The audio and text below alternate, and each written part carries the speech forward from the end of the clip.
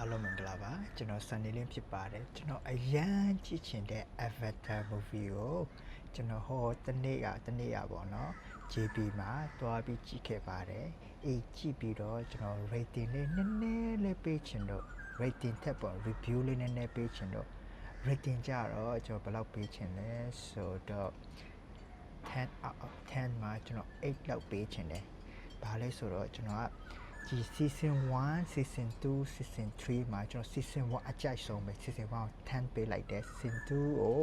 ကျွန်တော်9ပေးတယ် season 3ကို8လောက်ပေးတယ်ဘာလဲဆိုတော့အချစ်ဦးကညီဦးရလည်းမမေ့ဘူး season 1မှာကျွန်တော်အရန်ကြိုက်တယ် season 2 season 3ကြာဒီဟာဘယ်လိုပြောချင်တာလဲဆိုတော့ဒီရဲ့ကျွန်တော်ပြောချင်တာဒီထက်ခါဖြစ်နေတာဆိုရင်အေးွားဒါပေမဲ့မကောင်းဘူးလားဆိုကောင်းပါတယ်အခြားmovie နဲ့ဆိုင် Avatar ကျွန်တော်အရန်ကြိုက်တယ်ဒီ season 3ကိုကျွန်တော် review လေးနည်းနည်းပေးမယ်เนาะဒီပထမအဆုံးသူရဲ့ဟောတာပေါ့เนาะဒီဆက်လန်းအရာပေါ့เนาะသူကမေတ္တာကိုပြချင်တာပေါ့ဒီကညီကိုကြားကမေတ္တာတွေဒီမိသားစုကြားမေတ္တာတွေဘယ်လို struggle လုပ်တာလဲပေါ့เนาะမိသားစုဝင်တယောက်ဆုံးရှုံးသွားတဲ့အချိန်မှာပေါ့เนาะဘယ်လိုခံစားချက်တွေဘယ်လို struggle လုပ်ရလဲဘယ်လိုအဲ့လိုမျိုးပေါ့အဲ့ဒါကိုရိုက်ပြထားတာပေါ့တကယ်ကိုကြည့်လို့တန်တဲ့စကားတကားဖြစ်ပါတယ်သူရဲ့ကြာချိန်ကတော့3နာရီထိကြာပါတယ်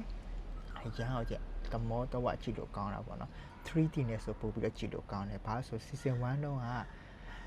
ကျွန်တော်ကတော့ 3D နဲ့ကြည့်ခဲ့တယ် season 2လည်း 3D နဲ့ဖြစ်တယ်ဒါ season 3ကျတော့အဲ့မှာ 3D မရတော့အဲ့ဒါနည်းနည်းအဲ့ဒါကြောင့်ဖြစ်မယ်အဲ့ဒါကြောင့် rating ကနည်းနည်းကျသွား 3D နဲ့ဆိုပြီးတော့ကြည့်လို့ကောင်းသူရဲ့ pro animation တွေပေါ့နော်သူရဲ့လှုပ်ထားတယ်ဆိုအရင်ဒီမှာကြည့်လိုက်ဟောတာကိုလေဒီ flying ship ကိုကြည့်လိုက်အဲ့မှာသူက squid နဲ့လှုပ်ထားတယ်ပေါ့နော်ပြီးတော့ဟောတာ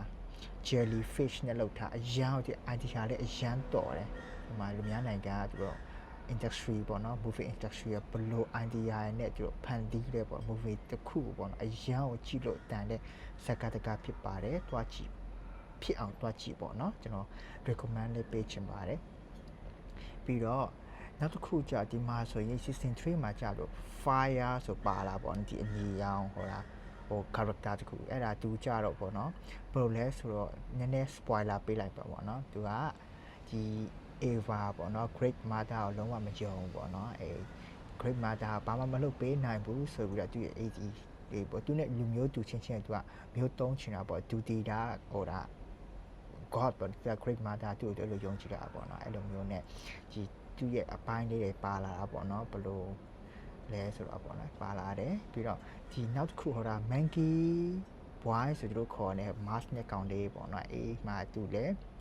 သူရဲ့ role တွေသူနဲ့သူ့အဖေပေါ့နော်ဘလို့သားသမီးနဲ့မိဖခင်ကြားမိဘမြတ်တာကိုလုံးဝသူကဖုံညွှန်းထားပေါ့